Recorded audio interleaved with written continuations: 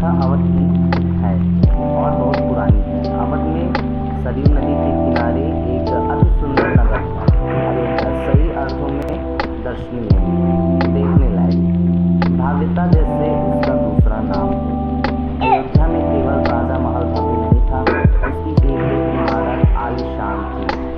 आम लोगों के घर भव्य थे, सड़कें चौड़ी थी, सुंदर बाग बगीचे, पानी से लबालब भरे सरोवर, खेतों में लहराती हरियाली, हवा में हिलती फसलें सरयू की लहरों के साथ खेलती थी।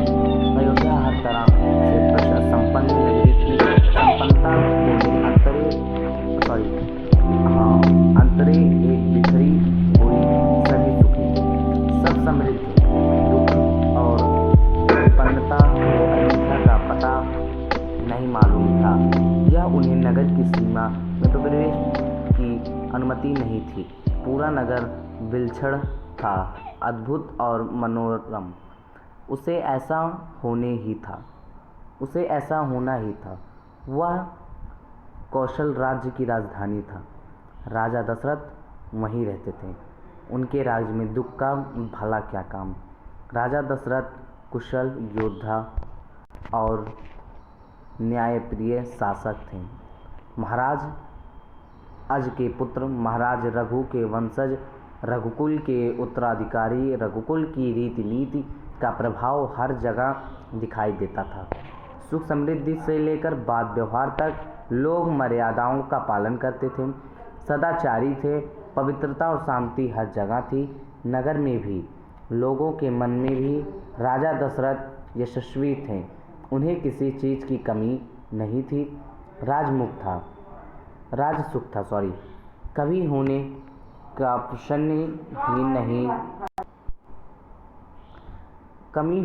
प्रश्न ही नहीं था। लेकिन उन्हें एक दुख था, छोटा सा दुख, मन के एक कोने में छिपा हुआ। वह रह रह कर उभर आता था, उन्हें सहलाता रहता था। उनके कोई संतान नहीं थी। आयु लगातार बढ़ती जा रही थी। उनकी 3 रानियां थीं, कौशल्या, सुमित्रा और कैकेयी। रानियों के मन में भी बस यही एक दुख था, संतान की कमी। जीवन सूना सूना लगता था। राजा दशरथ से रानियों की बातचीत प्रायः इसी विषय पर आकर रुक जाती थी। राजा दशरथ का चिंता जा रही थी। इसमें फर्स्ट पेज में हम देखेंगे कि सब लोग जानते होंगे कि अयोध्या उत्तर प्रदेश के एक ज़िला है अयोध्या, जो कि भगवान राम का नगर है। ठीक है।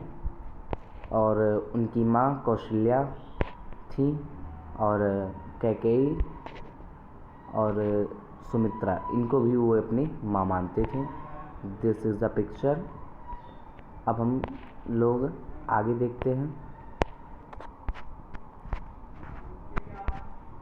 बहुत सोच विचार कर महाराज दशरथ ने इन संबंध में वशिष्ठ मुनि से चर्चा की। उन्हें पूरी बात विस्तार से बताई।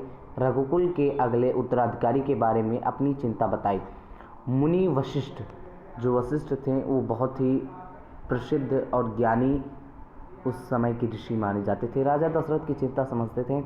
उन्होंने दशरथ को यज्ञ करने की सलाह दी।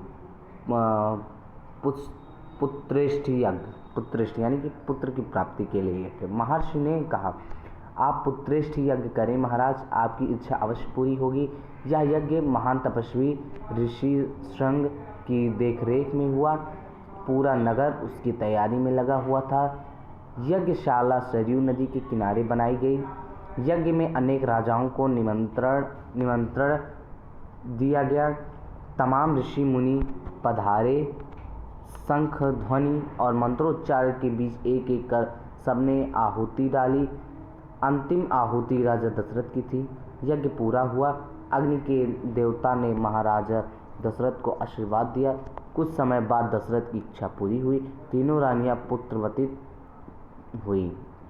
महारानी कौशल्या ने राम को जन्म दिया। चैत्र माह की 9वीं के दिन रानी सुमित्रा के 2 पुत्र हुए, लक्ष्मण और शत्रुघ्न।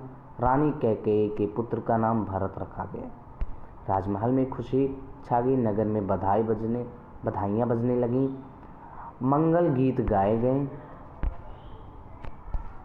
विसील this paragraph. हर ओर खुशी उत्साह जैसे दृश्य। राजा दशरथ प्रसन्न थे, उनकी मनोकामना पूरी हुई। प्रजा प्रसन्न थी कि दशरथ की चिंता दूर हुई। नगर में बड़ा समारोह आयोजित किया गया। धूमधाम से आयोजन में दूर दूर से लोग आए। राजा दशरथ ने सबको पूरा सम्मान दिया, उन्हें कपड़े, अनाज और धन देकर विदा किया। चारों राजकुमार धीरे धीरे बड़े हुए। वे बहुत सुंदर थे। दूरदर्शन साथ खेलने निकलते तो लोग उन्हें देखते रह जाते, आंखें उनसे हटती ही नहीं थी। चारों भाइयों में आपस में बहुत प्रेम था। वे अपने बड़े भाई राम की आज्ञा मानते थे। खेलकूद में लक्ष्मण प्रायः राम के साथ रहते। भरत और शत्रुघ्न की एक अलग जोड़ी थी और बड़े होने पर राजकुमारों को शिक्षा दीक्षा के लिए भेजा गया। उन्होंने कौशल्या और अपनी विद्या में दक्ष गुरुजनों से ज्ञान अर्जित किया, शास्त्रों का अध्ययन किया, शस्त्र विद्या सीखी। चारों राजकुमार कुशाग्र बुद्धि थे, जल्द ही सब विद्याओं में पारंगत हो गए। राम इसमें सर्वोपरि थे। उनमें कई अन्य गुण भी थे, विवेक, शालीनता और न्यायप्रियता।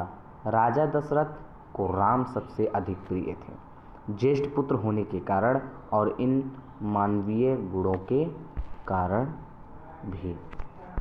ओके, आज उसके बाद हम अपने नेक्स्ट लेक्चर में राजकुमार कुछ और बड़े हुए पेज नंबर 4 से शुरू करेंगे।